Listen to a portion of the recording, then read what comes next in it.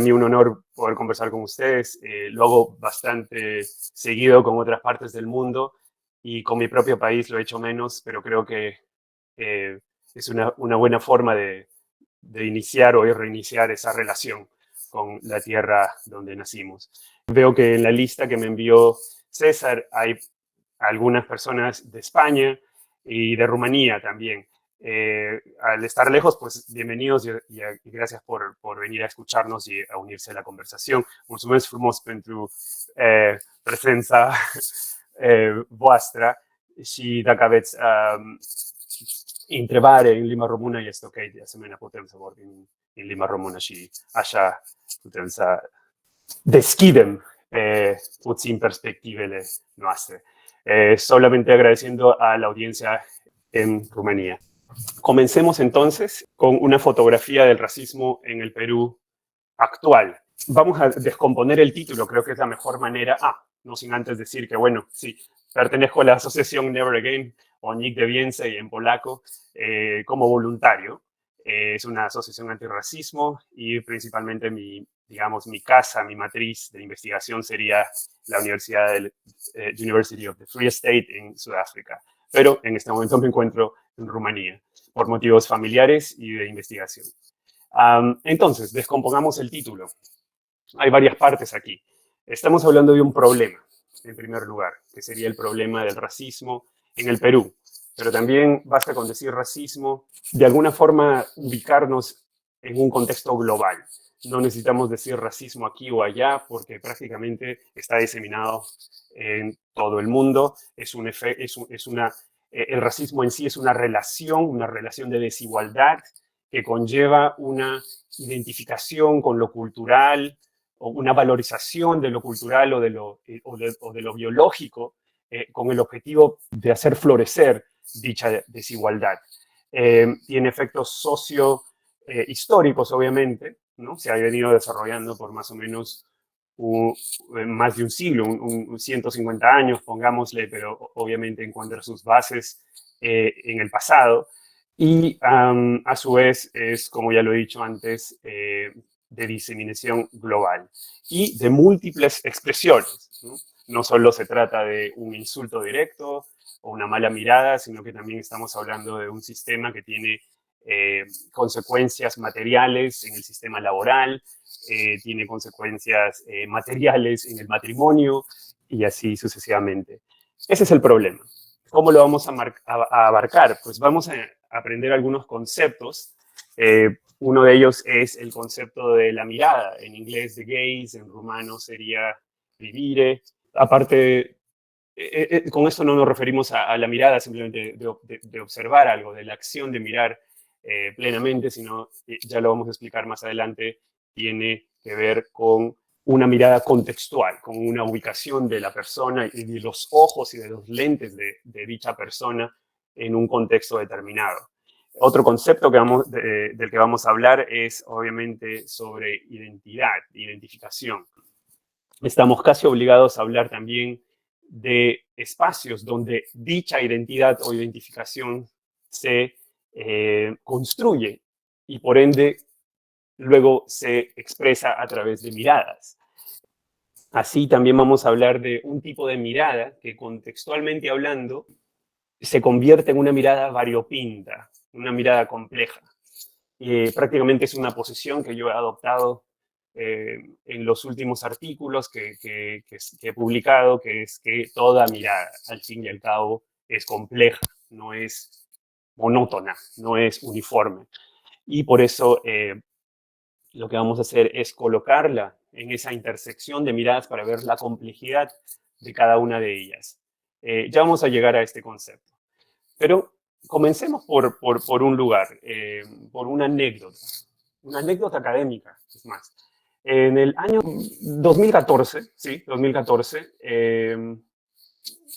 tomé una revista que tenía esta fotografía, la revista Hola de Perú, y tenía esta fotografía que me llamó la atención, porque decía, valen oro.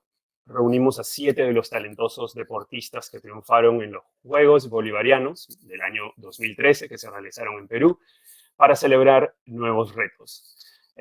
Para quienes no saben, los Juegos Bolivarianos son juegos que se organizan en el contexto sudamericano entre representaciones nacionales en cada vez un país diferente, esta vez en Perú. Lo que me sorprendió de la fotografía es que fueron 61 ganadores o 61 condecorados peruanos con la medalla de oro y solo aparecen aquí 7. Entonces pensé, ¿cómo los seleccionaron? ¿Cuál fue su criterio de selección? Pura curiosidad analítica, pero también curiosidad experiencial en el sentido de que se me hacía bastante peculiar esta imagen. Pensaba que ya la había visto antes en el contexto peruano y dije, ¿por qué no analizarla? ¿No? Entonces, lo que empecé a descubrir poco a poco en el análisis es que existía algo que se quería transmitir, algo que ya estaba, digamos, cocinado dentro del acto de tomar una fotografía. Los apellidos de estas personas me decían bastante, por ejemplo. Más del 50% de ellos son apellidos no hispanos, pero tampoco son no prehispanos en el contexto sudamericano, sino que de diferentes partes de Europa. El resto de apellidos, por más que sean hispanos, son poco comunes, digamos, en el contexto nacional de Perú. Y claro, no podíamos dejar de observar el tipo de ropa, los peinados, las posturas, si llevan o no reloj, etcétera, ¿no? Entonces, ¿a qué llegué con todo este análisis que finalmente lo presenté en Singapur? Tuve la oportunidad de presentarlo allá. ¿Y por qué menciono esto? Porque obtuve después la opinión de quienes estaban observando la misma fotografía y empezaron a enviar otros mensajes, ¿no? Empezaron a hablar de otras cosas. Entonces llegamos a esta conclusión. Los han seleccionado porque, físicamente hablando, consciente o inconscientemente, o ambos, son símbolos de moda, son símbolos de belleza, son símbolos de gourmet, porque también tenemos a un señor en la parte de abajo que es un cocinero, y en este caso representa la cocina gourmet, y símbolos de pues, diseño, que es prácticamente lo que esta revista busca. No para celebrar los logros de la representación peruana en estos Juegos Bolivarianos. Y eso fue muy curioso. Entonces, ¿qué hice? En el año 2015, ahora sí, dije, ¿y cómo representan a los otros? A aquellos que no tienen este marco físico, visual. ¿Quiénes fueron excluidos de ahí? Entonces, lo que yo tomé fue en mis manos fotografías y artículos, y obviamente analicé ambos juntos, de dos periódicos peruanos, el Correo y El Comercio, para ver cómo es que ellos reportaban, por ejemplo, lo llamado conflicto minero o llamado conflicto social en Perú. Y me di con otro grupo de símbolos muy interesantes. Balaclavas en las cabezas, piedras, fuego, eh, automóviles quemados, etcétera. Entonces, ¿qué es lo que esto me empezaba a decir? ¿No? Incluso las palabras que se utilizaban, el artículo no se colocaba en la sección economía, como todo artículo sobre minería debería ser colocado, sino que estaba en una sección, por ejemplo, nacional, al lado de plagas como el dengue o al lado de otras enfermedades, al lado de terremotos, y eso empezó a, digamos, generar una visibilidad y una simbolización muy concreta. Se hablaba de crimen en esta zona, se hablaba de conflicto y enfermedades, de lo que no estaba bien, de lo que estaba en una situación de anormalidad. Se hablaba de agricultores, andinos sobre todo. Y bueno, finalmente estamos hablando también de apellidos quechua, aymara y nombres en castellano bastante comunes que aparecían en estos artículos. Pero ¿saben en qué situación aparecían esos apellidos y cómo es que los detecté? Hice la lista. Cuando hablábamos de las víctimas de las protestas, cuando eran personas desfiguradas, acribilladas por la policía, etc. o a policías victimizados también. Lo interesante era que policías victimizados y protestantes victimizados a veces tenían hasta el mismo apellido. Entonces, eso me pareció sorprendente. Ya no eran apellidos europeos de diferentes partes de Europa o apellidos en español o castellano poco comunes. Ya eran apellidos bastante comunes, ¿no? Que mucha gente los tiene en el país. Entonces, eso me dio a entender que existía todavía en el Perú una situación muy visual, pero de la que no se habla o que se niega constantemente. Entonces, dejamos que hablen las fotografías, o digamos que hablen la fotografía simbólicamente hablando, y nos movemos al presente. Entonces, en esta diapositiva, fue interesante, porque sigue siendo hola.com, o sea, sigue siendo la misma revista, y aquí se está figurando un caso que es el caso y la fotografía que les traigo el día de hoy, ¿no? Del Perú, del racismo en el Perú.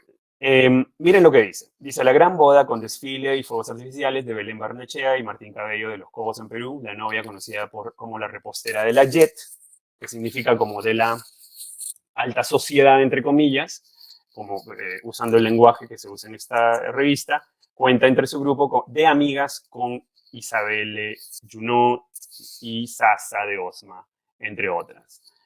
Lo interesante de esta foto es esto, es que este tipo de revistas no excluyen, no es que excluyan cuerpos determinados, colores de piel determinados, fisionomías determinadas, las incluyen, pero tienen que incluirlas dentro de un lugar determinado, dentro de una posición. Entonces, eso es a lo que voy, que no es que estén separadas estos dos mundos o estas dos máscaras o esta moneda, ¿no? Con dos diferentes caras, sino que participan dentro del mismo contexto. A veces acceden a los mismos espacios, pero con un lugar distinto cada uno. Entonces, me pareció genial esta fotografía porque vamos a retornar a ella conforme vamos pasando. Y aquí viene la siguiente foto, que seguramente la ven. ¿Sí? Una mujer con vestido de novia y unas personas sentadas en el piso. Ahora, esta fotografía es el matrimonio de la hija de un ex candidato a la presidencia de Perú y un conde joven español. Se fueron a casar en la ciudad de Trujillo, que es mi ciudad natal, y en la caminata de la iglesia a el lugar de la fiesta, decoraron con mujeres pues, de una de las culturas prehispánicas de la zona, trabajando con algunos elementos que en la narrativa tradicional se llamarían elementos tradicionales, básicamente, ¿no? La gente no los identifica concretamente con un grupo, sino que dicen, ah, esto es tradicional prehispánico. Y había unos hombres usando unas cadenas representando una danza de las sogas, que, bueno, hacía referencia a un acontecimiento prehispánico, incluso preincaico, ¿sí? Porque se trata de una zona determinada de Perú. ¿Qué pasó? Que hubo una reacción periodística, pero también hubo una reacción de parte de los activistas en Perú, feministas, diferentes activistas, ¿no? Los periodistas tenían cada uno una postura diferente. ¿Cómo es que a la mujer asociada con una cultura prehispánica la van a poner en el piso mientras ellos cruzan un español y una persona probablemente de la élite socioeconómica limeña? Van a cruzar en medio de ellos, hay una clara diferenciación y no solo eso, hay una situación de opresión. Eso era la voz, digamos, más común. Otras voces hacían referencia al hecho de que, por ejemplo, la danza entre estos hombres no era una danza para promover la esclavitud, sino que era una danza que se hacía en esta cultura mucho antes de que llegaran los europeos. Otra postura era de que la élite local trujillana empezó a apropiarse de elementos prehispánicos y que más bien lo veamos por ese lado antes que por el lado del racismo o la opresión o el sexismo, ¿no? En este caso. Pero mi argumento es el siguiente, es que nunca se le hizo la pregunta a ninguna de estas personas que estaban sentadas en el piso, nunca se analizó el lugar donde ocurrió este desfile, nunca se analizó el evento y el lugar donde se llevó a cabo el matrimonio en sí y las diferentes etapas de este matrimonio. Entonces yo creo que es un análisis mucho más rico cuando empezamos a observar las miradas que se interseccionan en esta fotografía, ¿sí? Esta es una fotografía física tomada con un snapshot, obviamente, de un video, pero con fotografía me refiero a aquello que vamos a analizar, al objeto comunicativo de análisis. Entonces, vamos a comenzar por lo más simple. Nuestros objetivos, ¿qué es lo que queremos? Lo que queremos es resaltar la importancia de la mirada como expresión de poder en el contexto peruano. Entender que discriminación, exclusión y rechazo no solo resultan de lo que sería un acto de agresión al desnudo o directo, eh, eh, físico, sino que también son el resultado de procesos de identificación internos. ¿Qué quiere decir?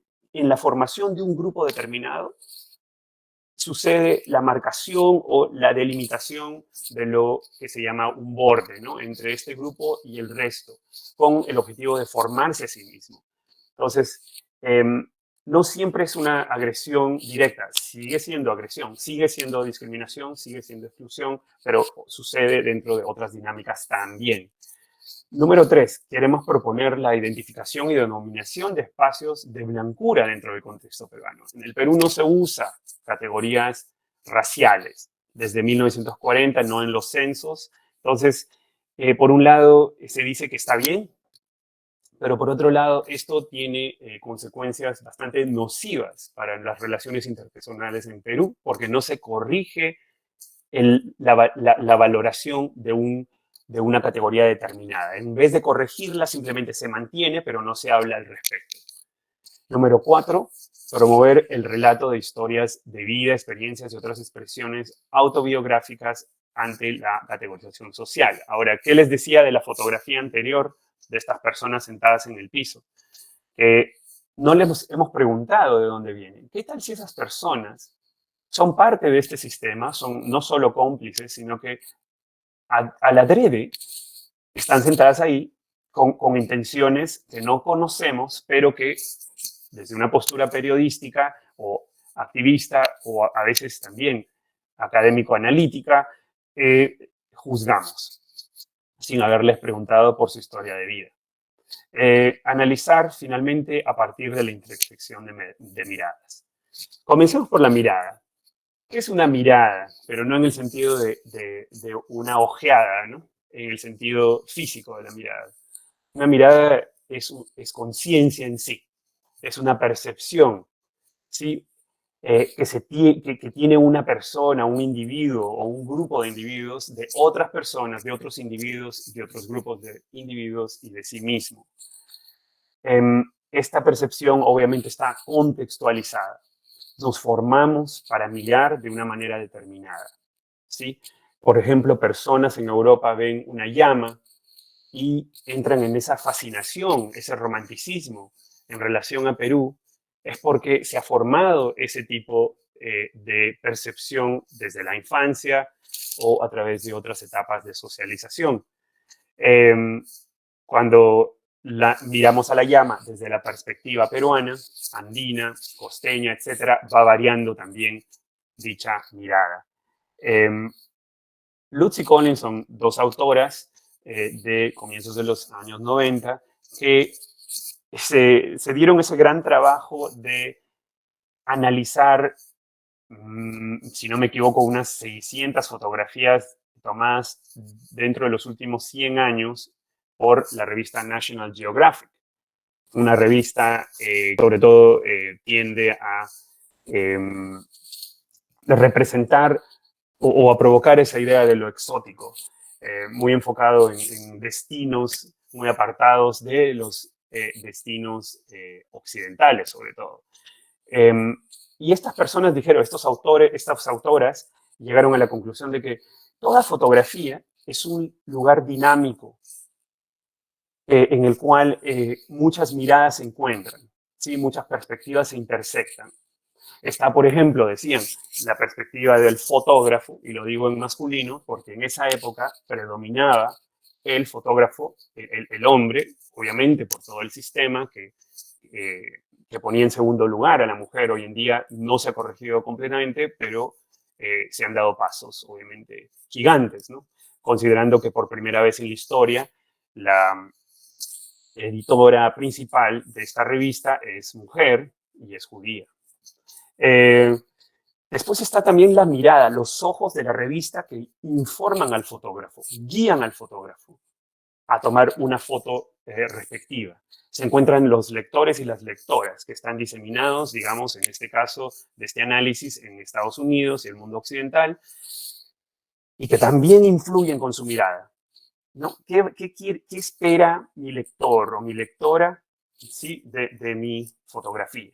Entonces yo tomo la fotografía bajo esa influencia también.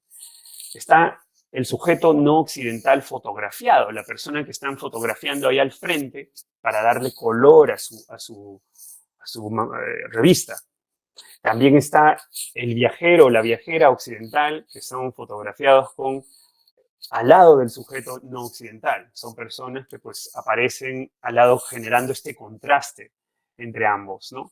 Como la fotografía que les mostré anteriormente de Ola, donde están pues los novios y por detrás de ellos hay personas que están pasando nada más y tomándoles fotos y se ve un contraste entre ellos. Se encuentra también el sujeto no occidental mirándose a sí mismo, ¿sí? O sea, el sujeto de la fotografía, a veces se le tomaba una fotografía y se le mostraba al mismo sujeto la fotografía que se había tomado de este y tenía otra mirada extra, ¿no? De lo que era esta persona. Finalmente está la persona que analiza la foto ya tomada, que sería la visión analítica, académica. Después, las diferencias percibidas es algo interesante que no es porque las personas que estamos observando en una fotografía sean distintas fisiológicamente o éticamente hablando. Es porque se nos ha formado para verlas de esa manera. Se nos ha formado para enfatizar dichas diferencias, ¿sí? Y se nos ha formado para enfatizar las similitudes hacia nuestros grupos o hacia los grupos que formamos y a los que pertenecemos en simultáneo. Pero no significa que naturalmente seamos muy diferentes. Pues no lo somos. Muy no lo somos. Hay características concretas, pero no es un número muy elevado. Después, se habla también de que a través de la mirada se estandariza. O sea, que de alguna forma se reifica, se cosifica lo que vemos. Decimos, así es. Se naturaliza. Finalmente, toda fotografía, conforme enmarca la realidad, ya está interpretando lo que el marco va a tomar en cuenta, lo que el marco de esta realidad va a tomar en cuenta. Entonces, la acción misma de tomar la foto ya en sí es una interpretación de lo que se toma. ¿Por qué? Porque yo lo estoy viendo con un lente contextualizado, empotrado en una forma de ver el mundo concreta. Vamos a ver estas fotos para guiarnos. ¿A qué me refiero con esto? La de la izquierda es de National Geographic, del año 1960, y prácticamente tiene todas las miradas juntas, todas las miradas intersectando. Pero provoca una idea, sí, de superioridad occidental o actividad occidental frente a pasividad no occidental o falta de actividad o retraso, se podría decir, o salvajismo, etc. Entonces se provoca eso. No es que esas personas estén en una situación diferente. Probablemente este señor está trabajando, probablemente este señor está haciendo una actividad del día a día, pero a través del lente de National Geographic, de las personas que se colocan al lado de este hombre, de esa juxtaposición de miradas y esa intersección de las mismas, se llega a una narrativa, a una voz a través de esta foto, que es la de una diferencia, en algunos casos una jerarquía entre grupos humanos. La foto de la derecha Es una foto que yo mismo tomé, por eso no tiene leyenda. La tomé en Singapur y a lo que iba con esta foto es lo siguiente, que mi mirada no es la misma mirada, obviamente, de un fotógrafo de National Geographic. En esta foto sí hay diferencias entre estas personas. En la foto número 2, ¿no? Está la mirada de la persona que está en la pared, que es una publicidad, pero tiene una mirada. Está la del fotógrafo que tomó la foto a esa persona. Está la mirada de los trabajadores que están cargando algo. Y está la mirada de un supervisor con casco de otro color y vestido de otra manera a la mano derecha. Es un supervisor. Luego de acercarme a ellos, pues es una persona del grupo étnico chino. ¿Sí? No me refiero a China como ciudadanía, sino del grupo étnico chino en Singapur.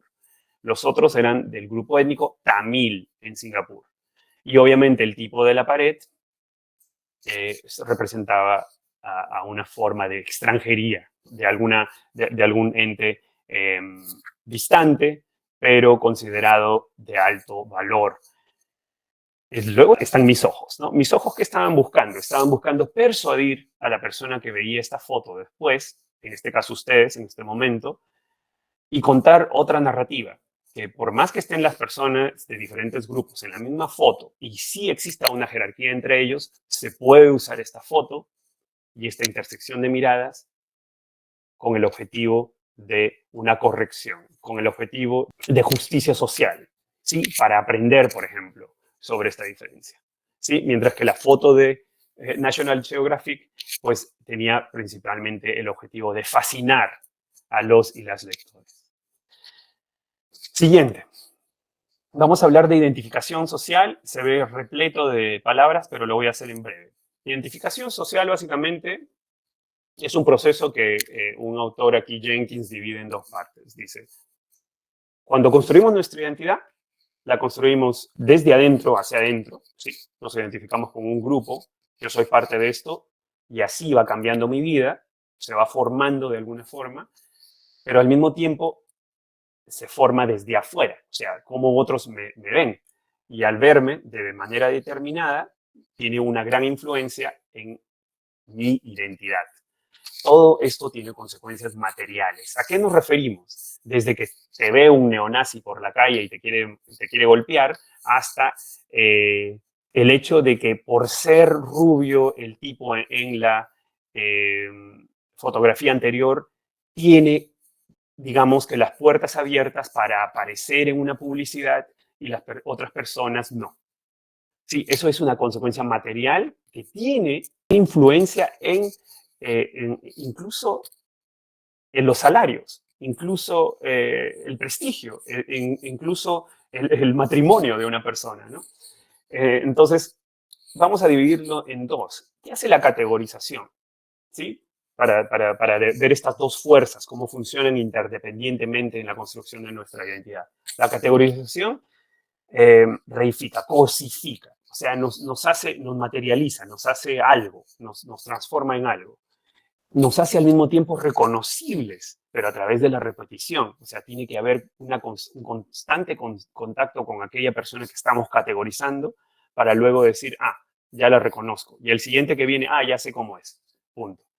Pero también no solo nos cambia a nosotros, sino que con nosotros nos cambia a todo lo que nos rodea, todo nuestro mundo, nuestra vida, nuestra experiencia de vida, nuestras relaciones sociales, etcétera, cambian de acuerdo a ello. ¿Sí? Si se nos criminaliza, por ejemplo, como en las fotos del periódico que les mostré al principio, luego tú ves una persona similar a esa persona criminalizada en esa fotografía y ya asumes de que esa persona va a hacer lo mismo. Entonces, todo ese aparato funciona transformándonos y transformando nuestras vidas y experiencias en el mundo. Finalmente, y esta es una teoría que sostengo con un colega mío, que lo publicamos el año pasado, toda categorización, decimos, es violenta. ¿Por qué? No me refiero a una violencia de masa, donde hay un jolgorio físico sanguinario, sino nos referimos a que cuando nos categorizan, nos quitan de alguna forma la individualidad o enmascaran nuestras peculiaridades, nuestra complejidad personal y con ello nuestra humanidad también. ¿Por qué? Porque nos transforman en una categoría, nos transforman en una caja, nos encasillan. Y eso es una situación de violencia simbólica, llámese, o pueda llamarse algo distinto también. Pero la identidad también se forma hacia adentro, como ya lo hemos dicho, ¿no? Hay un grupismo, una suerte de tendencia hacia el grupo que es psicológica, viene desde la infancia.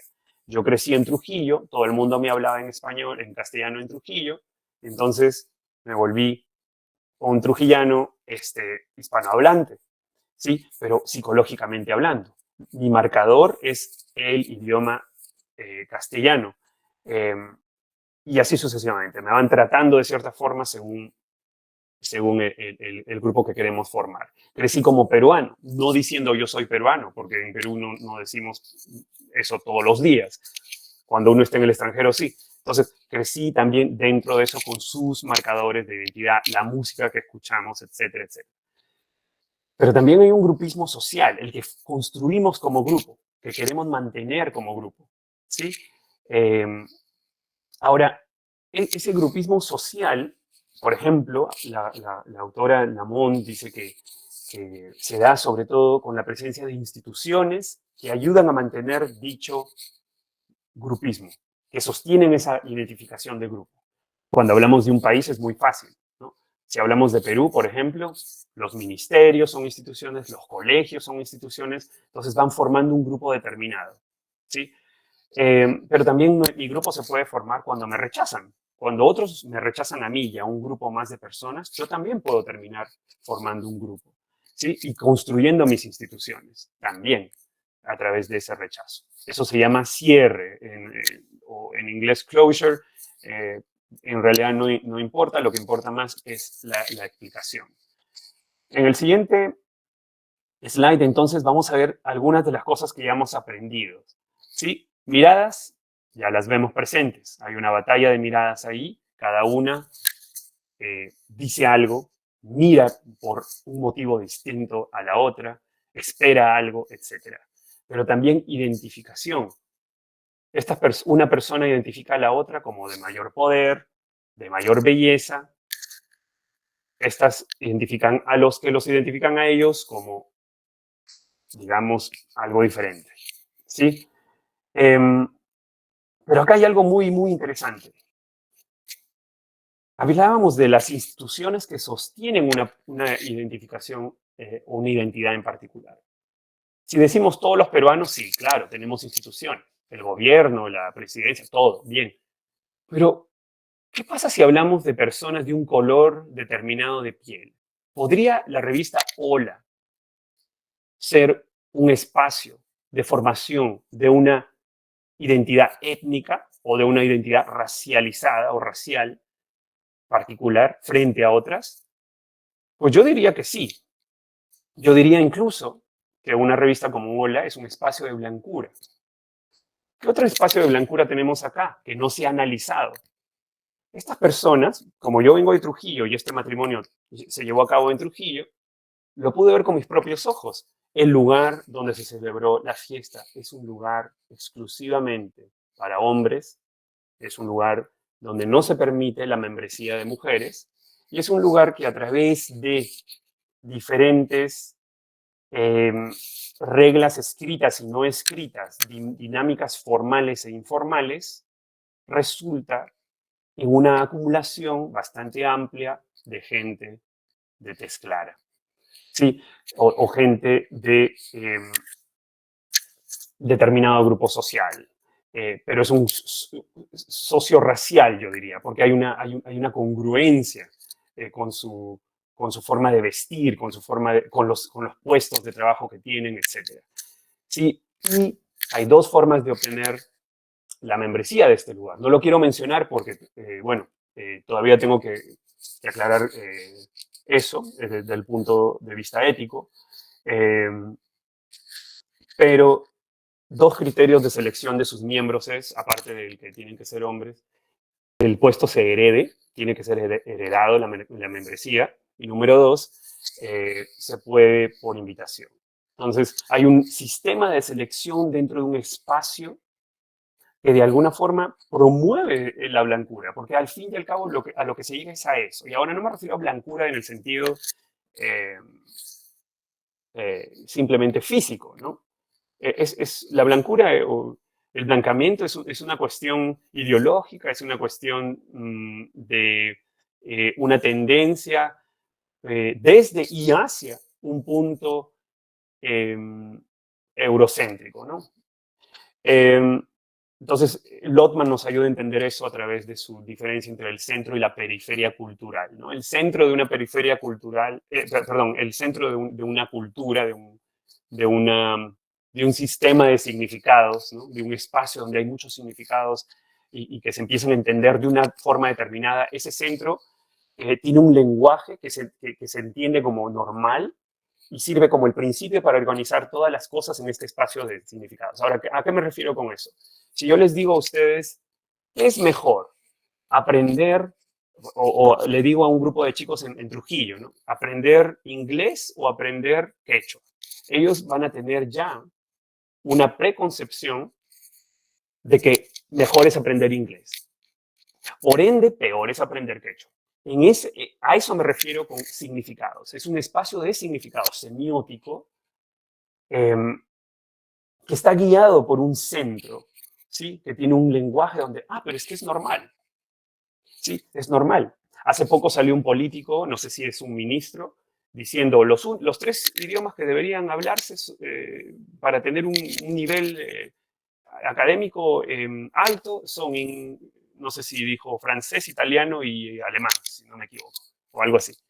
Que fue obviamente un disparate, ¿sí? Pero simultáneamente fue algo muy revelador del centro cultural y la periferia cultural de la sociedad peruana. Entonces, no hay que, no solo mi postura es pararme y decir, qué mal, sino decir, qué interesante, vamos a ver qué nos dice de la sociedad en la que vivimos. Después se genera esa idea de que todo es común, ¿no?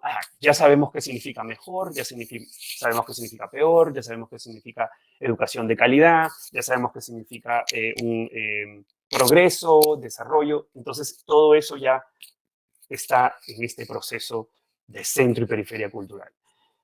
Se dan un grupo de atributos heterogéneos que van regulando esos aspectos de nuestra existencia. Entonces empezamos a comportarnos de una manera determinada, porque sabemos que esto es mejor o pensamos que esto es mejor y esto es peor. Entonces yo tomo decisiones para mi propia vida y en un contexto como el peruano, que no ha corregido las dinámicas impuestas durante el colonialismo, entonces se puede caer en esa situación de racialización, ¿sí? Y se puede llegar a hablar de espacios de blancura.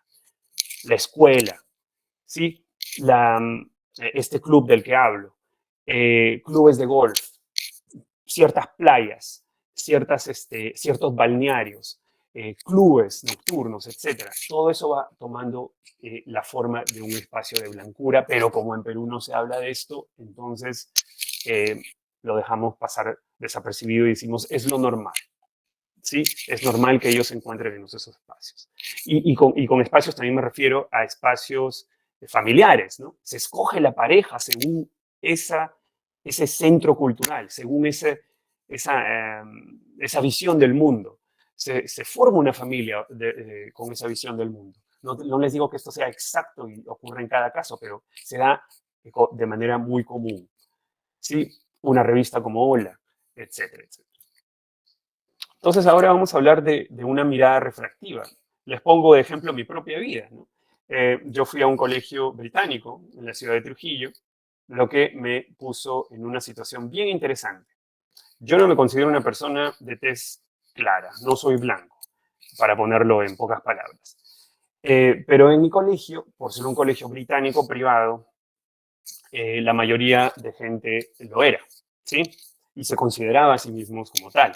Entonces, la situación que tenemos aquí es que afuera yo tenía una formación identitaria determinada. Yo decía, este es mi grupo, yo no soy el otro, yo pertenezco a este grupo de peruanos, etc. Caminaba por el mundo de niño, mi infancia, como si todos fuéramos iguales, ¿no?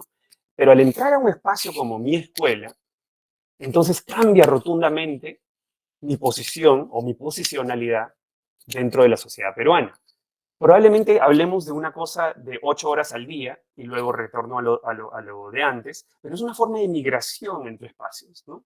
Entonces, en esa escuela yo ya era una minoría, ya no era parte de la mayoría, ya había ciertas cosas que se esperaba de mí, se pensaba de mí y de otros, se nos asociaba a ciertas cosas, no siempre con una violencia extrema o física, no siempre con cosas verbales, ¿no?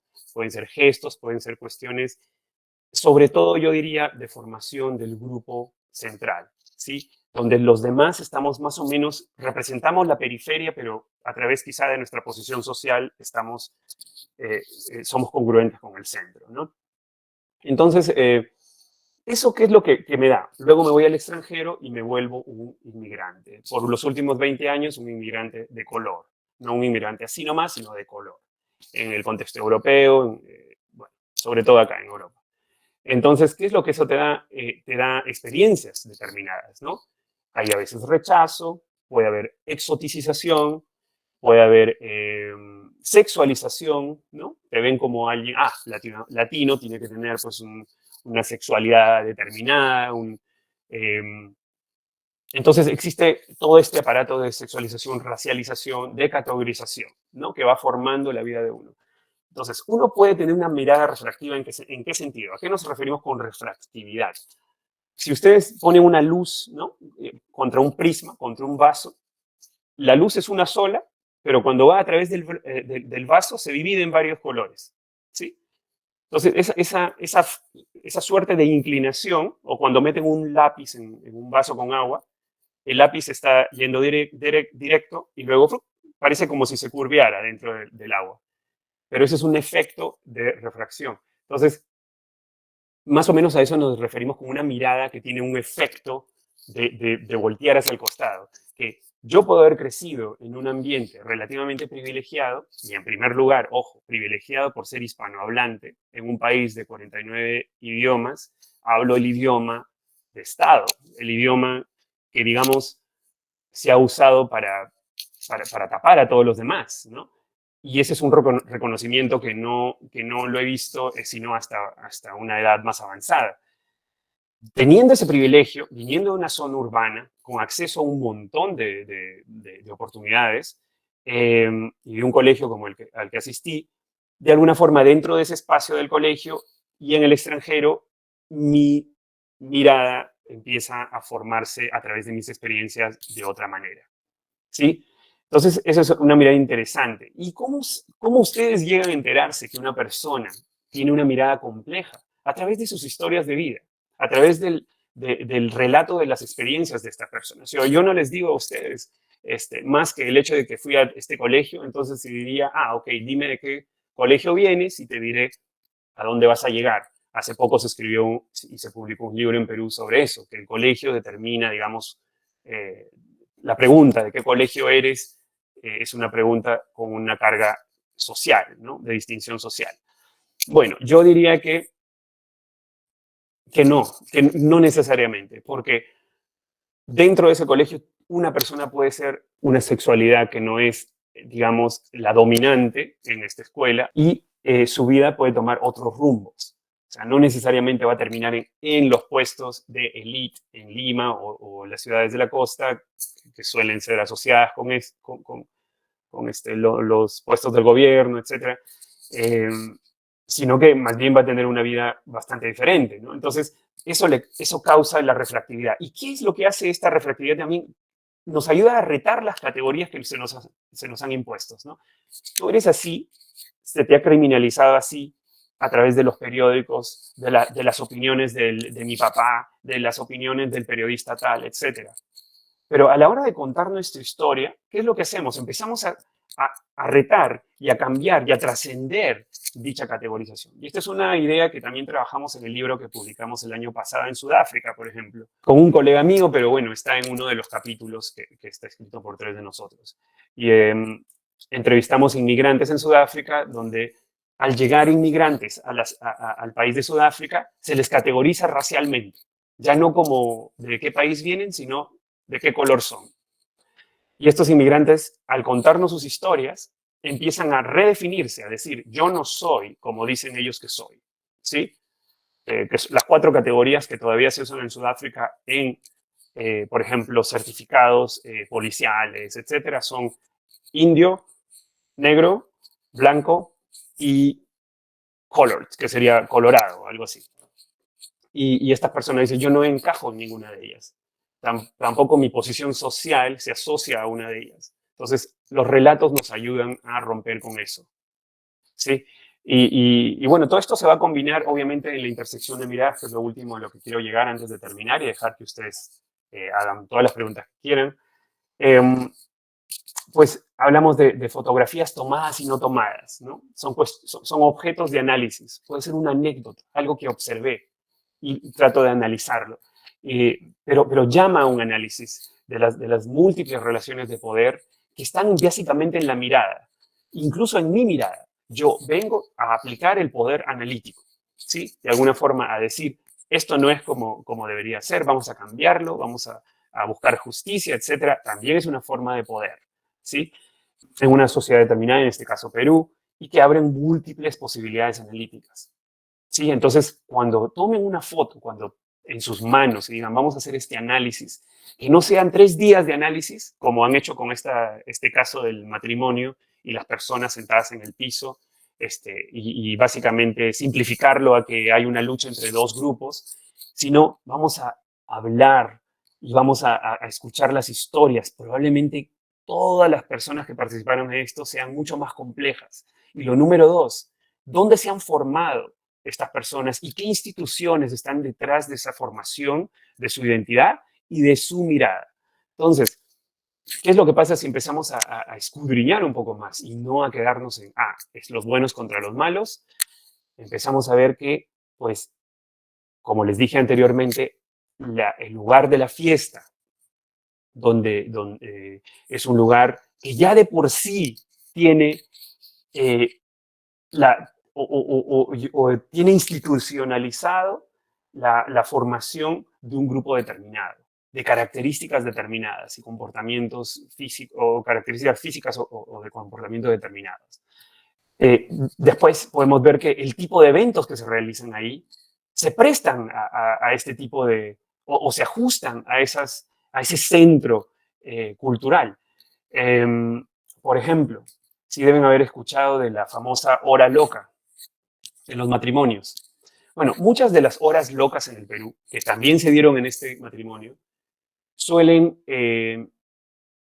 digamos que, utilizar símbolos de la cultura afroperuana, por ejemplo, ¿no? Como, por ejemplo, se utilizan pelucas crespas, ¿no? De rulos, y la gente empieza a colocarse esas pelucas. La gente empieza a colocarse máscaras por esa hora loca. Hacen una celebración que, desde mi perspectiva analítica y refractiva, es una situación de apropiación, pero también es una situación de ofensa.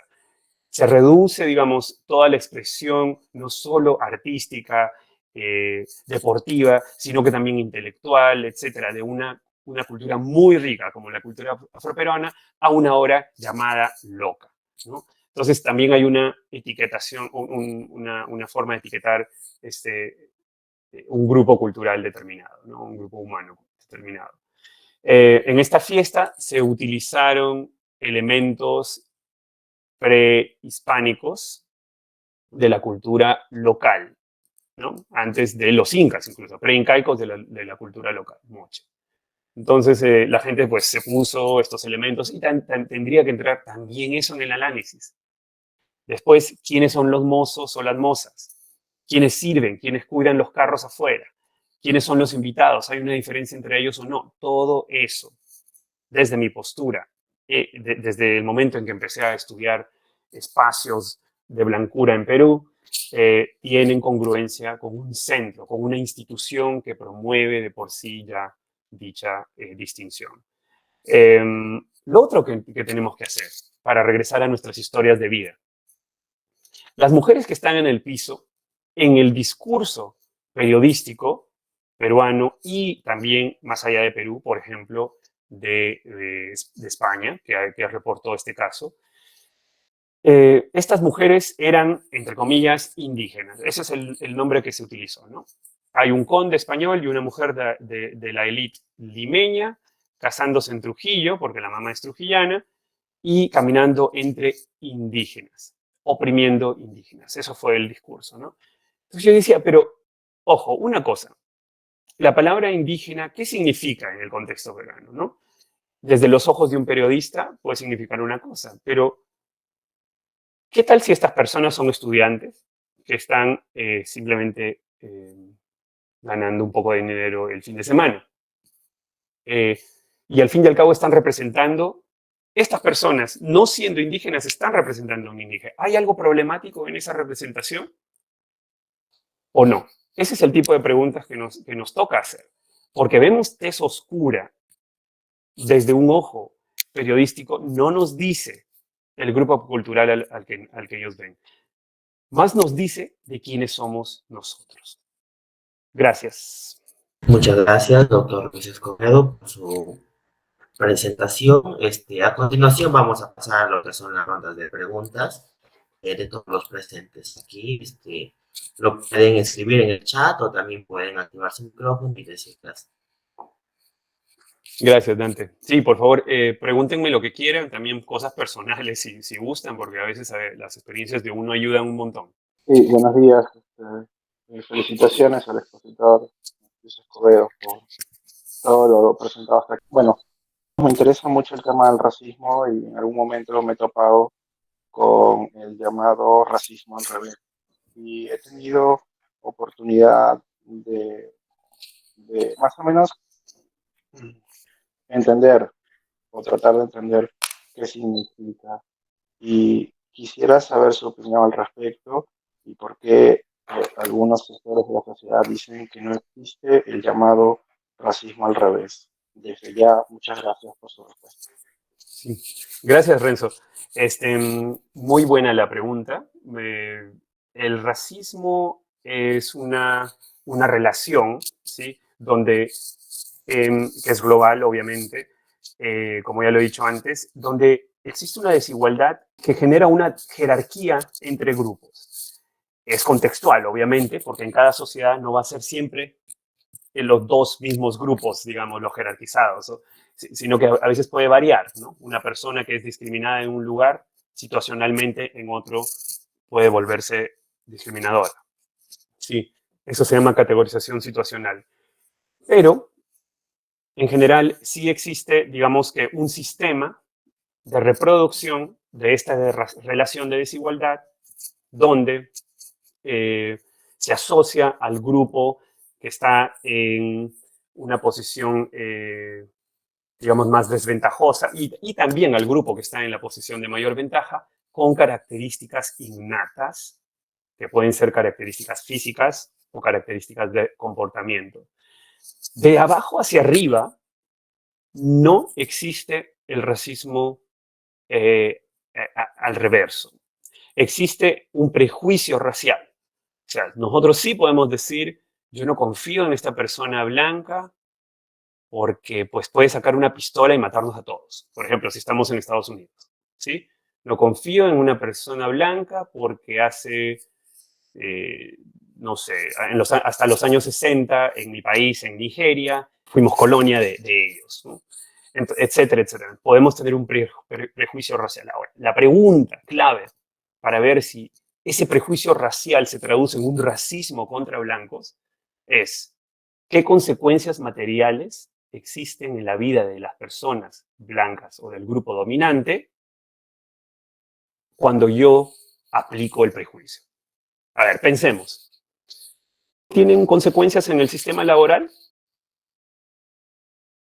Yo no creo.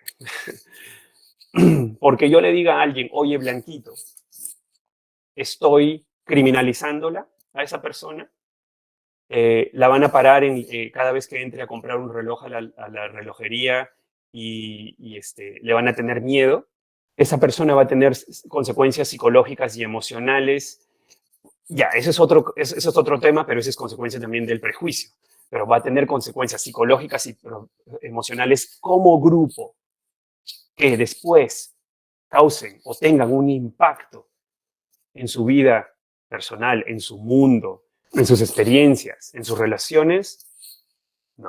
Pero si yo empiezo a usar palabras con la connotación negativas, como ya conocemos en Perú, como se usan también aquí en Rumanía, como se usan en Sudáfrica, etc., no quiero mencionarlas por respeto, sí va a tener un efecto en la vida de la persona de color o que está en una posición más vulnerable. ¿Sí? Y con persona de color, una vez más, me refiero no al grupo de un color determinado, sino me refiero a la persona en una posición como grupo de no dominio, ¿no? De subordinación, se podría decir. Entonces, en sus vidas sí va a haber un efecto. Aquí en Rumanía, si se dice, todos los Roma es la palabra que se usa para gitano, todos los Roma roban, ¿qué es lo que va a pasar cuando una persona del grupo étnico Roma vaya a buscar trabajo? ¿No? Van a decir, a lo mejor este nos va a robar, vamos a poner cámaras en la casa si viene a trabajar acá a la casa. O, entonces ya hay consecuencias muy nocivas. Al final simplemente dices, no lo contrato. Es una cosa ya hasta inconsciente, ¿no? Entonces, en nuestras vidas sí hay efectos adversos. Renzo, ¿respondí a tu pregunta? ¿Bien? ¿O? Sí, claro, Luis Escobedo, muchísimas gracias, muy claro, me alegra haber conocido un poco más al respecto. Solo una acotación y con esto acabo. Eh, Hubo una fotografía de Gladys Tejedo, si no me equivoco, como revista Cosas, que para mí también fue como una especie de revolución, porque cuando ella ganó la medalla de oro, para mí fue la primera, digamos, representante indígena o mestiza que aparecía en la portada de una revista de esa naturaleza. Claro, no faltó el teñidito, el maquillaje, ¿sí? Para que, digamos, entre dentro de los estándares, por así decirlo. A mí me parecieron forzados y necesarios, pero yo quiero pensar que eso fue un avance y no una hipocresía, ¿no? Ojalá que no sea la última. Creo que Magali Solier también fue representada en una de estas revistas, en, digamos, empoderar no solo a la mujer, sino al mundo indígena o mestizo en general. Esa era mi acotación, disculpe que haya ocupado Sí. tanto espacio. Renzo, no, gracias por hacer esa. Si me permiten, quiero añadir algo a lo que has dicho. Personalmente, no lo llamaría ni avance ni atraso, sino lo llamaría una posibilidad, en el sentido de que nos permite a nosotros hacer un asesoramiento, una evaluación, una reevaluación del contexto y cómo ha cambiado. A ver, te pongo un ejemplo. Mira, de pequeño, y yo hablo las cosas así tal cual, ¿eh? De pequeño en mi colegio, el fotógrafo se corría de mí, ¿no? Entonces, tú salte, ponte detrás, en la fila de atrás, ¿no? Porque tiene que estar la gente que representa moda, belleza, etcétera, en el frente, ¿no? Entonces, eso yo lo tenía muy claro desde pequeño, ¿no? Por más que mi mamá viniera, oye, tómale fotos que mi hijo no va a tener ningún recuerdo del colegio. Sí le tomo, señora, pero no, pues, sino que los otros chicos siempre están ahí, ¿no? Entonces, ya, esa es una. Pero cuando me fui a vivir a Alemania, y entré a un campus universitario privilegiado, yo diría, bastante privilegiado. Fuimos con becas, la mayoría y todo. Y la universidad quería venderse como una universidad internacional, con una alta diversidad. Entonces, ¿qué es lo que ahora hacían los fotógrafos conmigo? Yo y mis amigos de África, de varias partes de África, éramos los primeritos en ser llamados por los fotógrafos para todos los folletos, toda la promoción de la universidad. ¿Sí? Es la típica foto de la persona de Latinoamérica o África con un mandil blanco en el laboratorio promocionando una universidad alemana. Entonces, ¿qué es lo que pasa en este momento? ¿Es progreso eso o no? Es una posibilidad, como lo digo yo, ¿no? Abre nos permite pensar, especialmente en un contexto como el alemán, ¿no? Con toda su historia. Pero sí, eso es solo lo que quería añadir. Muchas gracias por responder a la pregunta del compañero. Hay otra pregunta de Zaida Mireli Vázquez. Adelante, Zaida. Buenos días con todos. Buenos días, doctor Luis Espedo. No sé si podría hacer la pregunta en el idioma Wahun, la cual soy perteneciente, para que mi compañero Dante lo traduzca. Claro que sí. Ok. Putus chicham puchaudish, mu papi aunque no basatu dish. Wahuk Mahika Tsumetwisunchis Ameneji. Lo que Zaida le pregunto es cómo podemos empoderar a los estudiantes que hablamos lenguas originarias en la universidad.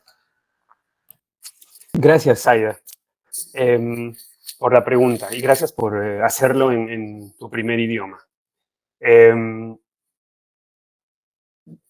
Yo, tomando las experiencias de Rumanía y de Sudáfrica, puedo decir que tiene que haber una presencia institucional, ¿sí? La institución necesita formar al grupo y mantenerlo, darle ese mantenimiento constante. Por ejemplo, aquí en Rumanía misma, si uno ve a la minoría húngara, ¿sí? De húngaro-hablantes en un país de 19 millones de habitantes, 1.6 habla húngaro, aquí se habla rumano primordialmente, pero húngaro 1.6 millones, el hecho de que sigan o que crezca o que tenga tanta diseminación es porque tienen instituciones desde jardines, colegios, universidades, o sea, tienen un mundo, ellos lo llaman un mundo húngaro, donde pueden desenvolverse como peces en el agua y pueden ser lo que quieran ser dentro de ese mundo, ¿sí? Mientras que hay otro grupo, que serían los Roma, que han sufrido holocausto, ¿sí? Persecuciones, matanzas étnicas, hablo, ¿no? Que han sufrido también esclavitud, ¿sí? Un tipo de esclavitud específico para esta zona. Y que todo eso ha hecho que las instituciones de ese grupo, pues prácticamente, no es que no existan, pero que no tengan la fortaleza de un archipiélago institucional, como por ejemplo el caso de los húngaro-hablantes, ¿no? Entonces ahora vamos a ver el caso peruano. Las instituciones hispanohablantes o hispanas están presentes, pero ya hasta ahogarnos, o sea, hasta donde ya no se puede. Tiene que existir una suerte de ¿cómo se diría? Islización o la construcción de un archipiélago de instituciones lideradas por aguajún parlantes, dominadas por ellos, en el sentido de que la movilidad social y laboral esté dominada por este grupo, no por otro grupo. En el Perú, quien domina la movilidad social son los hispanohablantes, sobre todo los costeños. Entonces, si uno quiere eventualmente ser presidente de Perú, ¿qué tiene que hacer? Solo piensen en esa fotografía mental. ¿Qué tiene que hacer una persona que habla aguajún para ser presidente de Perú? Primero, cambiar su idioma. Después, vestirse diferente. Después, irse a otra parte del país. Después, eso no puede haber si queremos sostener un idioma. Tiene que haber una institucionalización del idioma. Número dos, no debería de existir marginalización o no debería existir un estigma ligado a la categoría aguajún o a la categoría, digamos, una categoría más grande que abrace a aguajún, ¿no? Ya sea por la región de donde viene, etc. ¿Sí? Esas dos cosas son muy, muy, muy importantes. Número tres, no debería asociarse a esa persona o a ese grupo a un trabajo determinado. ¿Sí? Si uno dice, la gente en los Andes, sí, pues todos ellos cosechan. Eso ya es una forma de fomento de una casta casi. O sea, narrativamente hablando es como hablar de castas. Estas personas tienen un tipo de trabajo y nada más. No son buenas para otra cosa. Entonces, si eso se desliga de la categoría aguajún, ciertamente ya tenemos los primeros pasos hacia la diseminación de eso. Ahora, como estudiantes, empiecen a pensar cómo se puede hacer esto. Bien, muchas gracias. A continuación hay otra pregunta de Carlos Delgado. Carlos, adelante. Creo que Zaida escribió en el chat que también tenía otra pregunta, que por si quiere lanzarla antes. Sí, está adelante, Zaida, con tu pregunta. Muchas gracias. También la voy a decir mi pregunta, que también la va a traducir mi compañero. La siguiente sería, ina na kuasha ticham ailan huyan mayash mahia pungahan yuhan iman na kush itash kush kam ipo pungang na kush itash kush mahi pungash itash Bien, gracias. La traducción sería: existen experiencias de un estado o país que hayan implementado el plurilingüismo pleno o solo contribuye al sistema. Gracias, Aida, y gracias, Carlos, por darle la palabra a Zaida, porque sí es cierto, estaba ahí.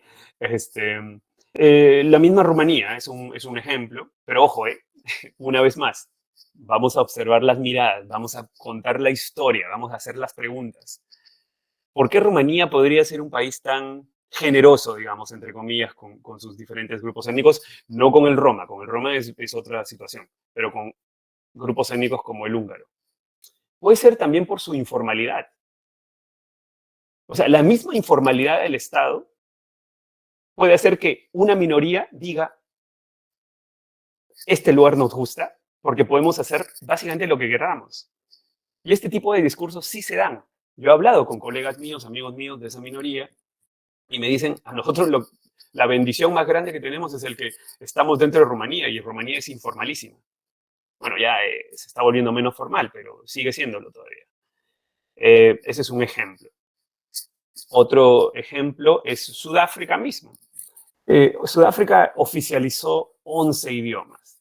Sí, 11 idiomas. Probablemente los más conocidos para muchos de nosotros sean el inglés, el afrikaans, el isiZulu y el isiXhosa. ¿Sí? Pero digamos que desde las máquinas, desde la máquina para sacar dinero, hasta ir a la policía y tener el derecho de hablar ese idioma, el hecho de que se han metido en todo este universo de que 11 idiomas coexistan, es un paso gigante para un país que hace pocos años vivió segregación racial. El Estado blanco sudafricano impuso una segregación racial, vecindarios para blancos, vecindarios para no blancos y así sucesivamente, trabajos para blancos, para no blancos. Haber salido de eso y ahorita tener 11 idiomas oficiales es progreso, ¿no? Pero, ojo, no significa que todos tengan el mismo valor o valoración por parte del común denominador. Entonces, todavía existe, digamos que una forma avanzada de colonización, ¿no? o de apartheid, donde las personas pueden decir, oye, entre inglés y Ndebele voy a aprender, o Sutu, voy a aprender pues inglés, porque voy a llegar más lejos en la vida, ¿no? O voy a hacer más, o voy a poder ir a países donde vale la pena, digamos, estudiar, algo así. Entonces todavía existe eso. Entonces, gracias. Eso es todo. Gracias, Aida. Adelante, Carlos Delgado, para tu pregunta. Bueno, primero de todo, gracias Luis por la invitación a ver esta presentación. La verdad es que ha sido un placer poder escucharte. A ti, Hacía tiempo que no coincidíamos y nada, un gusto escucharte hablar sobre estos temas. Yo es verdad que no soy experto en ellos, pero sí es verdad que me hacían resonancias algunas cosas de las que yo sí trabajo, sobre todo el tema de la identidad, cómo se genera esa identidad. Y bueno, no quería extender mucho, pero en base a la pregunta de Zaida, por ejemplo, un caso de plurilingüismo que yo conozco es el de aquí de España. Ajá.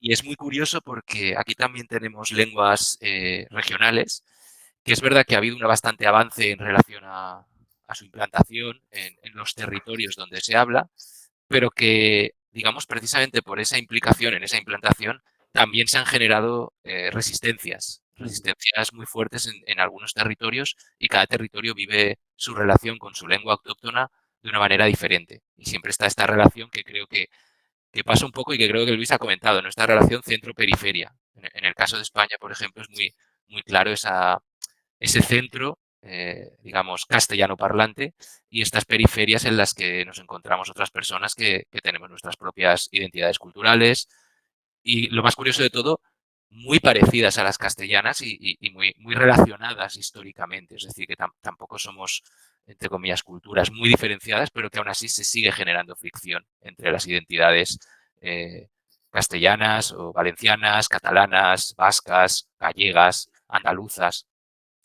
Y un poco en línea con eso, una de las cosas que creo que has comentado, Luis, y que me parece muy interesante, es un poco ese pensamiento en, por ejemplo, lo que has comentado en Perú, ¿no? De se niega o no se habla de que existen o de que hay ciertas diferencias o que digamos que la sociedad funciona en base a esas diferencias o en base a esas injusticias que provienen de un periodo colonial, que provienen de una manera en la que la sociedad se ha organizado y que aunque haya cambiado en algunos aspectos, sigue teniendo un sustrato bastante dicotómico, que es también uno de los aspectos que creo que incluso es eurocentrista, esa mentalidad, que es esa dicotomía entre lo que has dicho, que me ha gustado mucho, que es lo normal y lo que no es normal. Todo gira en torno a eso. Y me da igual que sea la raza, la etnia, la clase, hombres, mujeres, en el momento en el que hay agentes que intentan entender el mundo desde esa dicotomía. Y claro, en los últimos tiempos que ha habido como estoy hablando a lo mejor del contexto español, que es el que conozco más, que ha habido una implosión de identidades en todas las categorías, tanto sexuales, de expresión de género, de clases, o sea, digamos, una difuminación de las dimensiones de las categorías, también nos ha llevado aquí, por ejemplo, aquí se ha hablado mucho, últimamente se ha dicho, o algunas opiniones políticas. Recientemente la presidenta de la Comunidad de Madrid comentaba que en Madrid, que es digamos, la región central del país, que en Madrid no hay clases sociales, que es una región en la cual un poco como se ha superado ese lastre que teníamos, ¿no? Como hemos progresado tanto como sociedad que ya no tenemos clases sociales. Y es una manera también de negarlo, ¿no? Es una manera de decir, no existe, no hablamos de esto, y por lo tanto, si alguien se identifica o detecta que hay unas clases que explotan a otras, está equivocado. Está equivocado porque no existen. O sea, aquí somos todos iguales, ¿no? Esa falsa igualdad. Entonces eso también me ha llevado a que, claro, un poco la duda que tengo, Luis, o un poco lo que sí que me gustaría saber tu visión es cómo convivimos con ellos. Es decir, por un lado, el reconocimiento de que hay unas desigualdades, pero por otro lado, la lucha en que dejen de existir esas desigualdades. Pero la pequeña línea entre cuándo sabemos que realmente han dejado de existir o cuándo es un cuento que nos están contando de que ya no existen esas desigualdades. Ese es un poco el debate en el que se me quedaba un poco la duda. Es decir, ¿cómo gestionamos como sociedad esas interseccionalidades que salen?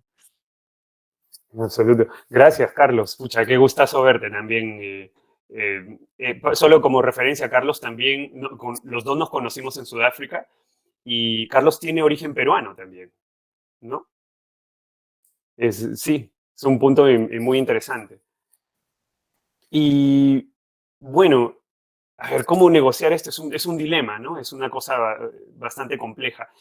Las categorías, personalmente, según el contexto determinado, yo diría que deberían existir para poder redefinirlas. Toda forma de categorización, como lo dije anteriormente, es violenta, ¿no? Es lo que proponía con Jonathan en nuestro libro. Pero al mismo tiempo, la idea de quitarlas, pero mantener la categoría mental viva, no ayuda. Entonces, la categoría plástica, la que podemos, digamos, abarcar, poner en discusión, debatir, retar, etcétera, yo creo que si tiene presencia en un lugar, es para poder cambiar su significado. Sí. El problema es lo que yo también, de lo que hablaba anteriormente cuando mencioné los espacios de blancura. Cuando ya un espacio está tan plagado por un sistema de diferenciación, de jerarquización, con tanta influencia, ¿no? Como pues el colonialismo, que no solo es de un país a otro, o sea, es una tendencia global que se da de múltiples maneras también, incluso aquí en Rumanía, ¿no? Entonces, ese centro va a determinar, esa postura, lo que una autora recientemente llamaba esa máscara de blancura, que va a ser siempre el lugar del que partimos y hacia el que nos movemos, para generar todo tipo de corrección. O sea, para decir, lo bueno o lo malo siempre se va a determinar porque esta sea lo bueno. Y cuando tenemos eso muy, muy enraizado en nuestra mente, si mantenemos la categoría, entonces la categoría se va a mantener probablemente muy similar a como estaba en el pasado. Entonces, ahí está la línea, ¿no? En qué momento la dejamos y en qué momento, hasta dónde la podemos retar, ¿no? Entonces, una de las cosas que yo personalmente creo que es importante es, para los analistas, pero para toda persona, es la autoinspección, ¿no? Lo que los académicos llaman reflexividad. Para mí deja de existir reflexividad, debería ser refractividad. Tratar de entender nuestra complejidad, ¿sí? Somos una luz que pasando por un prisma tiene muchos colores. Entonces, y no decir, reconozco que soy privilegiado, bla, bla, bla, bla, y punto. Porque eso hacen muchos antropólogos, por ejemplo, hacen muchos sociólogos cuando comienzan su libro, dicen, ya, yo reconozco que soy privilegiado, ahora voy a estudiar a todos los que no son blancos. No se trata de eso. Se trata de decir, ¿por qué? ¿Por qué? ¿Por qué tienes privilegios? ¿De dónde viene tu privilegio? ¿Sí? Y por otro lado, ¿qué desventajas has tenido en la vida también? Esa autoinspección puede decirnos que esta persona pues, tuvo padres con algunos problemas, con una familia un poco difícil. Descubres que hay, entre comillas, blancos con problemas, que es cierto. Como que no. O sea, no se trata de encasillarlos, ¿no? Pero eso es a través de ese redescubrimiento de nosotros mismos. Entonces, esa introspección, ese recuento de nuestras propias historias nos ayuda a dar un paso, pero contundente. No solo mencionar, soy privilegiado, ya lo sé, soy blanco. No, cuéntanos la historia completa. ¿Sí? Y después empieza a escribir. Eso es importante. Totalmente de acuerdo, Luis. Es un ejercicio de honestidad, ¿no? Con uno mismo, de mirarse y ser honesto con lo que hay. Con todas las... a mí me ha gustado mucho siempre bueno, no lo conozco desde hace mucho, el enfoque de interseccionalidad, de no entrar tampoco en la competición de las opresiones y de los privilegios, porque según en qué contexto, eso además creo que lo vamos a hablar alguna vez, ¿no? Según en qué contexto uno puede ser y en qué categoría uno puede recibir opresión o puede ser el opresor, según qué categoría y en qué contexto. Entonces, pues eso, un ejercicio, lo que dices, ¿no? De honestidad con uno mismo a la hora de... Constante, ¿no? Exacto, Sí. y que va evolucionando. Sí. Hay mucho de esto de que ya luché contra el racismo, lo suficiente, ya me voy a tomar unas vacaciones. No, eso es un disparate total. No existe. La lucha contra el racismo es una cosa de todos los días, de cada cosa que hacemos. Con mis hijos, yo lo hago. Mis 3 bebés, que son chiquititos todos, todavía ahí los tengo, ¿no? Ya están aprendiendo. Y están aprendiendo todo lo que tienen que aprender.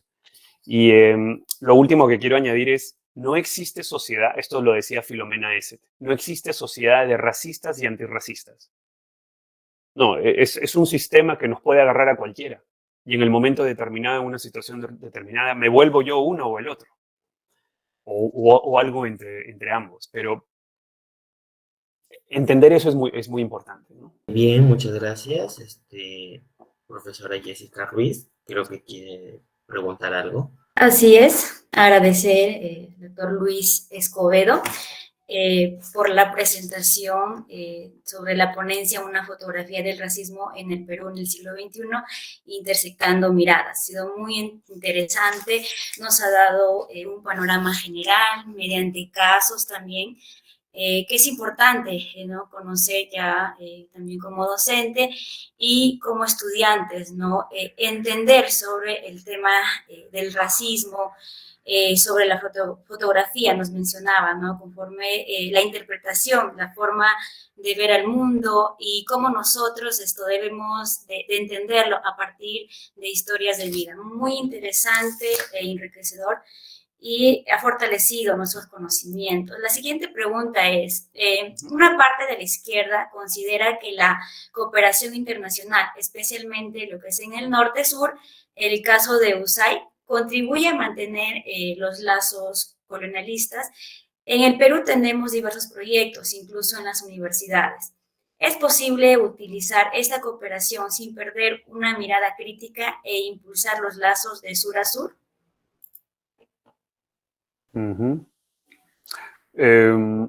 Sí, es posible, es un trabajo difícil. Gracias por la pregunta y gracias también por los agradecimientos, por la invitación en general, Jessica. Y sí, es posible. Felizmente mencioné entre los ejemplos a National Geographic. ¿Por qué lo traigo a cotación ahora? Porque es una institución, lo que en inglés se llama un non-state actor, que sería un actor no estatal. O sea, es casi como un Estado que tiene participación en la política global. Y la organización que mencionaste, y cualquier otra corporación de ese tipo, tienen participación en política global. Ahora, eso es una cosa. La siguiente es importante saber cuándo se formaron y cómo se formaron. Una institución como National Geographic no es muy distinta a una institución como la FIFA, ¿sí? Que controla el fútbol mundial. National Geographic existe desde 1888, creo. Sí, 1888, por ahí. FIFA desde 1904. Otra institución de otro tipo, de British Antarctic Survey, que sería una organización que investiga la Antártica británica, ¿no? Formada en 1957, digamos, con su primer... Todas estas organizaciones, si se han formado durante la época colonial, entonces sí cargan con una primera visión colonial. A ver, estas tres que he mencionado, todos los, bueno, en el caso de la revista sería los editores han sido hombres. En el caso de FIFA, los presidentes todos han sido hombres. Y solo ha habido 9 presidentes entre 1904 y ahora. 9 presidentes. Eso quiere decir que es una pseudo dictadura casi. Y luego hablemos del British Atlantic Survey, Antarctic Survey. Todos han sido hombres hasta 2013. Sí, ya eso te dice que se ha prolongado mucho. Entonces, muchas acciones que se han tomado, incluso después de que las colonias de Gran Bretaña, de Francia, etcétera, hayan obtenido sus independencias, incluso mucho después, han continuado con estas prácticas, estas organizaciones. Entonces, los estados pueden cambiar, pero las organizaciones internacionales tienden a mantener esas prácticas. Ahora, veamos otra visión. El nivel ya no meso, sino el nivel micro, ¿sí? En el nivel micro del día a día, ¿qué hace una persona que trabaja cómo piensa, cuál es su mañana, su tarde y noche de una persona que trabaja para las Naciones Unidas? ¿Sí? Que le asignan una posición en África, por ejemplo, en un país africano. Esta persona no va a tomar ese trabajo si no le pagan bien.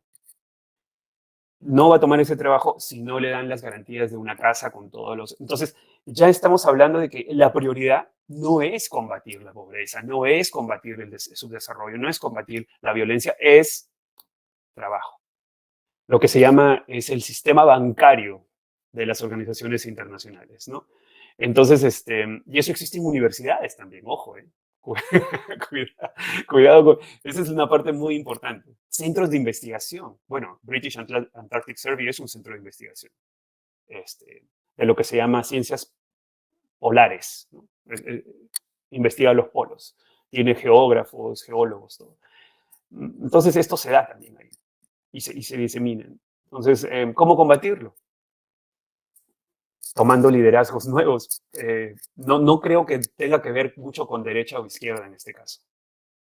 Yo creo que tiene que ver, porque el de izquierda está también metido en ese sistema. El de izquierda extrema también. Miren lo que pasó con el comunismo aquí en Rumanía. O sea, se movieron de un sistema, bueno, de desigualdad profunda, es cierto, a un sistema comunista, pero eventualmente querían combatir élites y terminaron formando una élite nueva, comunista, que, digamos, se quedó con las cosas, las riquezas. Entonces, yo creo que he dado estos ejemplos, ya que no conozco concretamente, pero ejemplos de instituciones internacionales que juegan el partido de la política global. Y cómo es que en el nivel meso y en el nivel micro del día a día, los intereses todavía son intereses que se han mantenido desde antaño. No han sido corregidos todavía. ¿Cuáles son sus prioridades? Bien, muchas gracias. Hay otra pregunta de la Catus Vela. Adelante. Oli, Chef H. Divina. Hola, yo no hablo español, puedo hablar inglés. Oh, sí, Sao Romune, como as you wish. Probably there are more than they understand English than Romanian, so probably it's better Yes. if I will speak in English. So I wanted to ask you, first of all, I would like to thank you very much for inviting me. It was very interesting. It was very surprising to hear racism looked from the perspective of as a viewer, which is a topic that you're not hearing every day, especially in Romania, about this. The question, actually, for me, there are two questions. Do you think that we can separate racism and discrimination when we talk about racism? And second, how can we overcome the mutual distrust between those who are, let's say, racist and those discriminating, and those who are receiving those negative? Thank you so much, Oli, and thank you for being here. It means a lot, really. And lo voy a traducir. I'm going to translate for everybody. Oli lo que estaba diciendo, él está en Rumanía, está en el norte, en la ciudad de Cluj en este momento. Y hace un Noroeste, sí, noroeste. Y trabaja incluso con este tema directamente, también, ¿no? Also, it's not exclusively, but also. Sobre todo en zonas donde habitan comunidades vulnerables y constantemente vulnerabilizadas en relación al racismo. Él decía, en este país como Rumanía no se habla de racismo y es algo que agradece que podamos abrir esta ventana. Y preguntaba cómo podemos separar al racismo de la discriminación y, en segundo lugar, cómo podemos vencer la desconfianza mutua entre racistas y personas racializadas u ofendidas por el racismo. Would you like me to answer in Spanish? Will you understand? Or it's better for everybody to understand. But you're doing okay with Spanish? Good? My wife is here and it is not. Okay. Su esposa habla español, así que está ahí ayudando. A ver, voy a responder en español. Sí, Oli, tienes mucha razón con respecto a que en Rumanía no se habla lo suficiente de este tema. Ya lo hemos comprobado nosotros dos, lo hemos hablado mucho.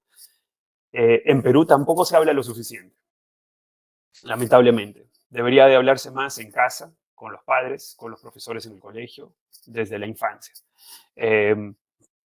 A tu primera pregunta, ¿cómo separar racismo de discriminación? Discriminación en sí sería la materialización del racismo. En ese caso, racismo, estamos hablando de una estructura que es global, que es reproducible, que es sociohistórica, o sea, obviamente es una estructura social, está hecha de personas y de grupos, e histórica por el hecho de que tiene continuidad, que le enseñamos a nuestros hijos o que las instituciones nos enseñan a los individuos a seguir manteniéndolo en pie. La discriminación sería la expresión en sí, ¿no? La expresión de, por ejemplo, desde un silencio, from the very silence, hasta una persecución étnica, ¿no? Como en el Holocausto Roma y el Holocausto judío. La segunda pregunta, ¿cómo vencer esa desconfianza mutua entre racistas y personas racializadas o víctimas del racismo? Es muy complejo, porque las personas que son víctimas del racismo no siempre saben que lo son. They don't always know that they are actually victims. Y estas personas podrían estar incluso participando en la reproducción del aparato de racialización. Entonces, tampoco queremos venir con nuestra propia mirada y decir, le voy a informar a esta persona de que está participando. No, porque a veces la participación de esa persona en ese sistema es más bien una estrategia de identificación. No siempre es porque la persona no sepa, o sea, una persona, entre comillas, como dicen en Perú, sin preparación, ¿no? Este tipo de discursos. No. Puede ser porque esa persona sufrió tanto que su escape es una identificación estratégica con sus opresores, se podría decir, o su pertenencia al grupo de opresores. Estuve haciendo investigación dentro del British Antarctic Survey, ¿no? en Inglaterra, en Gran Bretaña. ¿Y qué es lo que descubrimos, por ejemplo? Primero, no hay racistas y antirracistas, ¿no? Lo que hay es un sistema que dice, aquí hacemos good science, aquí hacemos ciencia buena, rigurosa. Contratamos, la gente que contratamos, los empleados, tienen que ser buenos científicos, buenos académicos, buenos investigadores, etc. Bien, pero cuando estas palabras se han formado o han obtenido significado desde el centro, un centro eurocéntrico, por muchos siglos, digamos que muchas decenas de años, cuando entrevistamos a las personas de minorías étnicas que trabajan, que son buenos científicos, buenos investigadores, todo, pero trabajan allí, no se sienten bien. Y le decimos, pero tienen acceso a esta organización, los han aceptado, les pagan igual que a los demás. Y me dicen, pero no nos sentimos bien. No, yo soy de color, mi amigo es una persona que tiene algunas limitaciones, digamos, mentales, físicas, esta chica este chico es homosexual, ninguno de nosotros se siente bien. Entonces, ¿qué pasa? No podemos identificar al racista o a la persona que nos hace daño, pero nos han invitado a ser parte de esto y nos consideran buenos científicos. Entonces, no hay a veces una desconfianza mutua. No, simplemente es una cosa muy del momento. Te lo dicen en ese momento, luego regresan y continúan con sus vidas en su oficina. Y participan. Y a veces a algunos de ellos les hace bien estar ahí, porque prefieren identificarse con ese nuevo grupo identitario de científicos. Entonces a veces es una estrategia, ¿no? Y tengo una última cosa que decir. Lamentablemente, la persona víctima de racismo siempre termina haciendo más trabajo, siempre termina trabajando más. No solo con todo lo que hacemos en el día a día, sino también en la lucha contra el racismo. Porque no nos van a entender desde arriba. Por eso hablaba de esta organización, ¿sí? De científicos. No los entendían desde arriba, porque ellos se sienten mal si les damos salario, todo. Entonces, ¿qué es lo que nosotros podemos hacer? Lamentablemente, me siento extraño difundiendo esto, pero tenemos nosotros que trabajar más, lamentablemente. Acercarnos al racista más, a la persona que ha cometido infracción. No cerrarle la puerta. A mis amigos de mi colegio, con los que he crecido, mi esposa me dice, salte del chat. Te han metido al chat y están hablando mal de los venezolanos, están hablando mal sexualizan a la mujer venezolana, esto. Y yo le digo a mi esposa, no me voy a salir. Porque si yo me salgo, ¿quién va a cambiar a estas personas? No me puedo salir. Right. No, suntem de acord, crec, no? We are in agreement with this, I think. Unfortunately. Sorry for promoting this, but unfortunately, that's what I've learned. We are meant to do double the work. Yeah, you're right. Thank you. Thank you very much. Thanks to you, Oli. Take care. Bye bye. Gracias. Ya para concluir, hay una pregunta por el interno que dice: ¿qué es lo que puede hacer la antropología ante la apropiación cultural? Apropiación cultural. Para que deje de ser apropiación, tiene que dejar de ser lo que se llama en inglés unequal exchange, que significa intercambio desigual. ¿Sí? O sea, si yo tomo algo, tengo que dar el mismo precio. Tengo que pagar por eso. Los antropólogos tienen una tarea, yo diría incluso los activistas, tienen una tarea ardua de entender por qué están haciendo lo que están haciendo, ¿sí? Y tienen que compensar el hecho de que haya participantes entrevistados que pertenecen a una comunidad víctima de la desigualdad, ya sea en términos sociales, étnicos, etc. Y están casi obligados a no tomar protagonismo, a no darle continuidad al intercambio desigual. Intercambio en términos económicos casi, lo estoy diciendo, ¿sí? Ese sistema bancario de la investigación también. Porque la investigación también... En nuestro libro en Sudáfrica fuimos muy cautelosos con eso, ¿no? Dijimos, como investigador, ¿qué espera tu instituto? Tu instituto espera que publiques artículos como autor único. Es lo que más les gusta.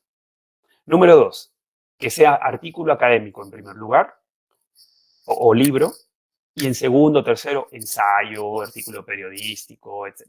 Y que sea en cierto idioma, en inglés primordialmente, etcétera, etcétera. Y la lista continúa. Eso lo sabemos todos los académicos. Pero ¿qué pasa si un académico dice, ¿sabes qué? Me importa un pepino este sistema bancario de la investigación. Yo tengo un mediador en dicha comunidad y mi mediador y yo hemos trabajado de la mano desde el día número 1. Cualquier publicación tiene que reconocernos con suma igualdad a los dos, ¿sí? Esta persona tiene que ser mi coautora. Entonces, cuando escribimos nuestro libro, entrevistando inmigrantes en Sudáfrica, nos volvimos coautores en algún momento. Empezamos a promover la coautoría, ¿no? Tienen que aparecer y tienen que ser acreditados igualmente. Ese es un ejemplo, ¿no? Número 2, si quieres tú hacer un artículo académico, bien, pero si es que más vas a ayudar a esa comunidad y al entendimiento de sus problemas, haciendo un podcast en YouTube o un artículo periodístico en otro idioma, hay que hacerlo. Entonces, es una batalla contra nosotros mismos, nuestros propios intereses, y una batalla contra nuestros institutos. Es un cambio institucional radical. Si no le gusta al instituto, ¿qué podemos hacer? Podemos negociar. Lamentablemente, como le decía Oli, a veces hasta trabajar el doble, ¿no? Muchas gracias. Ya para ir concluyendo, ¿no? Vemos que los discursos públicos influyentes, a través de las narrativas, fotografías, miradas, podemos identificar desde las élites y desde las instituciones que integran, ¿no? Como lo señaló el doctor Luis Escobedo, nos muestran una gran cantidad de características similares, ¿no? Esto no solamente refleja modelos mentales, subyacentes, similares, representaciones sociales, compartidas por quienes ejercen una supremacía, ¿no? Sino que también forman similares de interacción social, ¿no? Es decir, dependen de las metas, de las funciones o de las participaciones implicadas en ella. Pero dadas las metas similares, a saber, ¿no? La manipulación de la opinión pública, la legitimización de la toma de decisiones, podemos asumir estructuras y estrategias muy similares, ¿no? que estarán trabajando en tales tipos de discurso, luchar contra el racismo, la discriminación, en todas sus formas, pues es una tarea urgente y en el camino vamos a ir topándonos con bloques ideológicos que aún quieren perpetuar la exclusión y la discriminación, ¿no? A modo de conclusión, ¿ya? Absolutamente. Como para ir ya despidiéndonos de esta sala, vamos a dar pase, ¿no?, al profesor César Sánchez Narváez. Adelante. En primer lugar, agradecer a Luis por la magistral conferencia. El tiempo nos queda corto, queremos aprovechar la oportunidad para hacer la invitación a todos los aquí presentes, y no sé si me traduces también para la Catus, sobre el taller que vamos a implementar en julio, específicamente el 9 y el 16, y con cargo a que esto se pueda extender y de una otra forma, ¿por qué no pensar en una red, ¿no?, en la que todos podamos de una otra forma analizar, cuestionar este racismo y esta discriminación sistémica en la que nos vemos todos inmersos, ¿no? Entonces, el último punto simplemente es hacer la invitación a todos ustedes para el taller sobre métodos de interpretación de discursos y audiovisuales para el análisis del racismo, del etnicismo y la xenofobia, que va a estar justamente a cargo de Luis, a realizarse los días 9 y 16 de julio en las 10 de la mañana. Vamos a todos los inscritos les vamos a estar haciendo llegar unas instructivas, porque estamos pensando también en implementar una plataforma en Moodle donde podamos colocar material, algunos foros, colocar algunos comentarios, que este taller sea un poco más interactivo en cuanto a recoger todos estos métodos y todas estas técnicas que nos permitan de una otra forma dejar de invisibilizar uno de los grandes problemas que venimos atravesando década tras década en Perú, en América Latina, y que compartimos en común con todos los países que tienen una tendencia postcolonial, ¿no? Y nada, esa es la invitación. Les vamos a enviar el enlace para el taller. Todos están cordialmente invitados y pueden inscribirse, y les vamos a hacer llegar las indicaciones y material y todo lo que sea correspondiente al taller. Gracias, Luis, una vez más. Dante, te cedo la palabra. Gracias, profesora Jessica, adelante para las palabras ya finales. Sí, muchísimas gracias, César, por hacer la presentación sobre el taller Métodos de Interpretación de Discursos y Audiovisuales para el Racismo, que es el 9 y 16. Se están realizando todas las coordinaciones, ¿no?, y las invitaciones también. Y agradecer al doctor Luis Escobedo, ¿no?, por presentarnos esta muy interesante ponencia. También a los que nos están visitando de manera digital de España, Carlos Delgado, en Rumanía, también de México, Laura, los estudiantes de antropología, docentes también que se encuentran presentes de la UNTRM, Universidad Nacional Toribio Rodríguez de Mendoza, y también representantes, lo que son del Instituto de Investigación, Arqueología, Antropología, CUELA. Y una vez más, agradecerte, Luis, y por parte del doctor Alex Pinzón, que ahora se encuentra en trabajo de campo, que no tiene línea de internet, ¿no? De parte de él, te agradece bastante por la presentación, por el tiempo que dispones para presentar esta ponencia, que ha servido bastante de conocer, ¿no?, sobre estos temas de racismo, discriminación, mediante casos. Gracias a ustedes.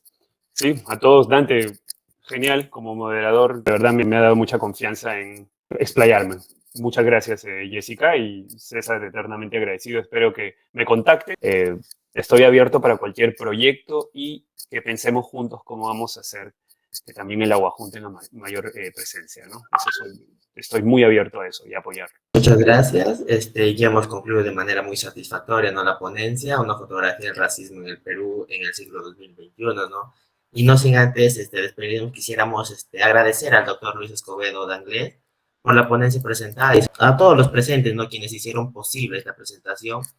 Muchas gracias y hasta la próxima. Añay en quechua chachapoyano, secuaya en Aguajún.